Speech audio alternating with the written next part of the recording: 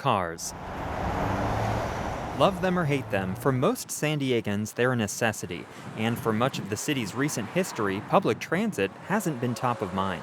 I think there's an old school mentality about what transit's for. Colin Parent is executive director of the transportation think tank Circulate San Diego. This is not just in the San Diego region. This is a nationwide problem where we think of transit as just this form of welfare for poor people who can't afford a car. And there's a role for that, but also transit is about connecting communities, it's about economic development, it's about helping people get around. And so we need to really think about designing our transit system in a way that really helps achieve those goals. Parent sees change on the horizon. Mayor Kevin Faulkner is taking a leadership role in improving transit to the airport. Hassan Ikrada, the new director of the regional transportation agency SANDAG, wants to make transit a bigger part of the county's long-term planning. And last year, City Council President Georgette Gomez was elected chair of the MTS board. She says she's trying to improve coordination. MTS cannot operate isolated from the city, nor the city can't operate in isolation from MTS. We got to start connecting the efforts, and that's what I'm trying to do. Earlier this year, Gomez asked city engineers to create a bus-only lane on El Cajon Boulevard, one of her district's main thoroughfares, to improve transit reliability and speed. The project is starting a pilot phase this summer. Gomez has also supported policies to allow denser housing around transit hubs, and she's involved in a talk on a 2020 tax measure that would fund improvements to MTS infrastructure and operations. The writers that currently write the system want a better system.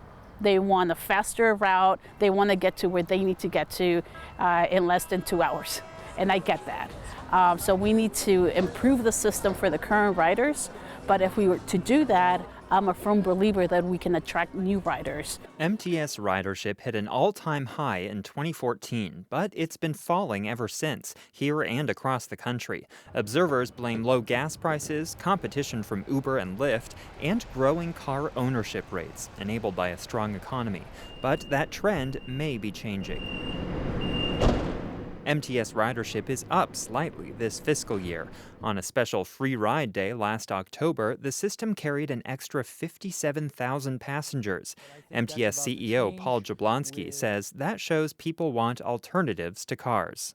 Those are people that have choices now, otherwise they'd be riding. So we think that there's a good market out there for increase, and we need to tap into that. San Diego's Climate Action Plan set a goal for transit ridership in 2020.